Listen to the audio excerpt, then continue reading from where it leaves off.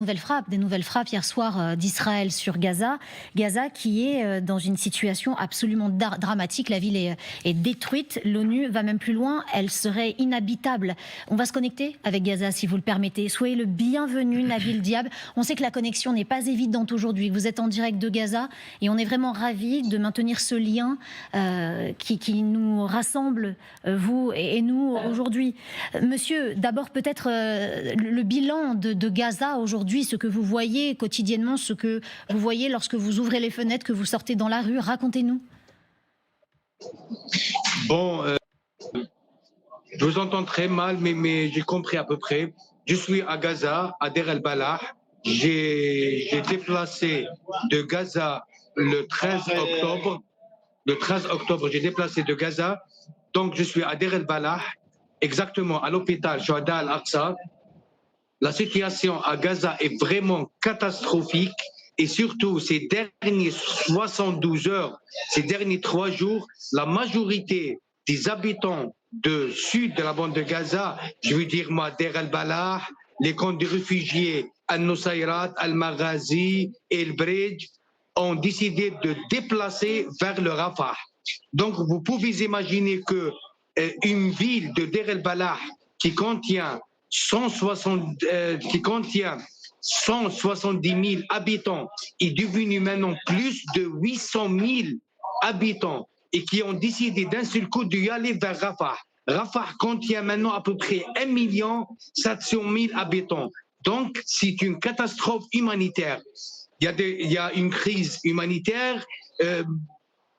Avant-hier, le jeudi, la France et la Jordanie ont fait ils ont lancé des aides humanitaires à Khan Younes pour des aides humanitaires et sanitaires pour les habitants de Khan Younes. Donc la situation est vraiment s'augmente minute après minute, bombardements partout, des massacres chaque minute. Je suis à l'hôpital et à chaque minute, on reçoit des cadavres, on reçoit des morts, des blessés. Donc tout le monde veut et cherche la sécurité. Ils veulent que la guerre s'arrête immédiatement. Il faut qu'il y aura une puissance mondiale pour arrêter ce génocide.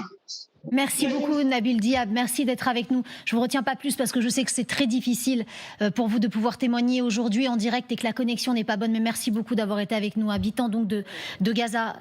La situation est effectivement dramatique. On va voir ce tweet d'Emmanuel Macron hier qui annonçait le largage de 7 tonnes d'aide en accord avec la Jordanie, justement. Voilà, c'est ce qu'il dit. La situation humanitaire reste critique à Gaza.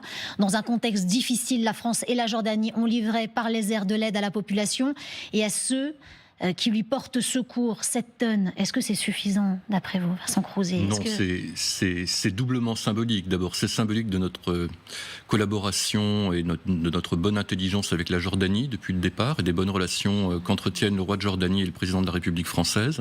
C'est important de le mentionner, puisqu'en fait, 2 Hercule C-130, l'un jordanien, l'autre portant les cocardes françaises, en fait, ont opéré sur cet aérolargage. 7 tonnes, c'est pas grand-chose. Vous vous rendez compte, en temps normal, sur Gaza, il y avait à peu près 500 camions qui rentraient dans Gaza, entre 2 et 10 tonnes par camion. Donc c'est une aide très très symbolique. Je comprends l'émotion de notre interlocuteur. Oui, absolument.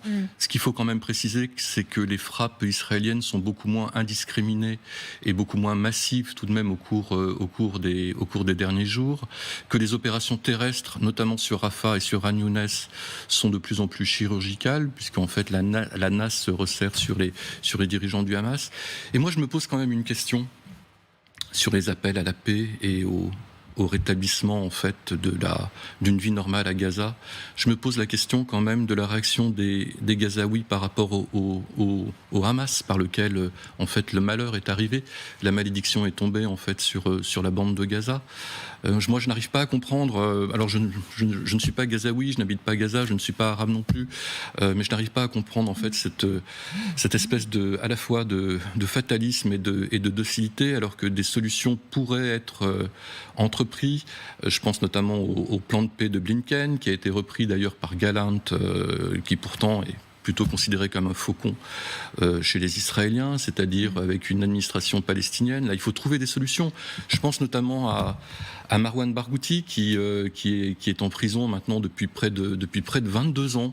Quand on considère quand même les crimes qui sont reprochés à Barghouti, qui a été condamné par 5 fois à la réclusion perpétuelle en Israël, alors qu'il a été condamné pour le crime de 5 personnes, et qu'on a relâché 1300 militants du Hamas contre le soldat Shahid en 2013, pourquoi ne pas commencer à considérer en fait la libération de Barghouti et à trouver enfin une solution politique? Arlette Chabot, la solution politique est possible, c'est la seule issue? La solution politique, on n'a pas le choix. De toute façon, je ne vois pas très bien ce qu'on peut faire. Il y a toujours un après. Alors, certains disent que c'est trop tôt pour parler du jour d'après, mais il n'est jamais trop tôt pour parler du jour d'après, parce que quand on voit les situations, on voit des images. Il faut quand même redire juste un mot de l'opération franco-jordanienne. Elle est symbolique, mais elle existe, et ça veut dire aussi qu'Israël, évidemment, a laissé passer cette opération, si je puis dire, et a permis le largage de ces aides, ce qui est quand même quelque chose. Ce n'est pas grand-chose, mais ça veut dire, c'est important. Je rappelle juste qu'Emmanuel Macron, et je ne fais pas la propagande de l'Élysée, était allé juste avant Noël sur sa base française en Jordanie, donc ça veut dire que tout ça, effectivement, a été coordonné et est assez efficace. Mais oui, il faut... et le jour d'après dont il faut parler, on verra le résultat de la tournée d'Anthony Blinken qui arrive aujourd'hui au Proche-Orient, c'est sûrement pas la solution donnée par l'extrême droite israélienne. C'est-à-dire, on vide Gaza et on vide d'ailleurs au-delà, parce qu'il n'y a pas de raison de chasser tous les Palestiniens. Et on les envoie au Congo. On les envoie en Égypte, ça serait déjà le moindre mal, et on négocie avec des pays d'Afrique pour essayer de s'en débarrasser vraiment.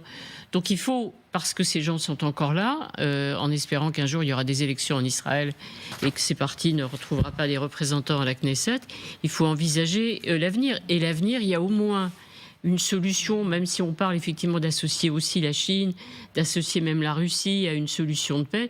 Tout le monde est d'accord sur les 2 États. Ça ne veut pas dire que ça se fera en 15 jours. Quand on voit l'État, il y aura aussi la reconstruction qui s'installe après, effectivement, à Gaza et au-delà, une autorité palestinienne restaurée, renouvelée. C'est ce que préconise Yoav Gallant, on va vous le montrer, voilà, ministre de la Défense israélienne. Ça ne peut pas être la même et ça ne peut pas être, effectivement, Mahmoud Abbas. Ça peut être la communauté internationale.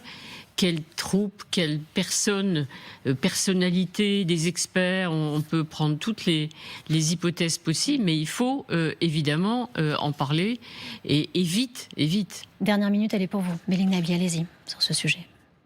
Non, mais il y a à la fois l'urgence qui est d'ordre humanitaire et puis il y a la mise en perspective nécessaire qui est forcément d'ordre politique. Malheureusement, aujourd'hui, ce qui obsède encore Benyamin Netanyahou, qui est quand même à la tête des opérations menées à Gaza, c'est le registre purement militaire.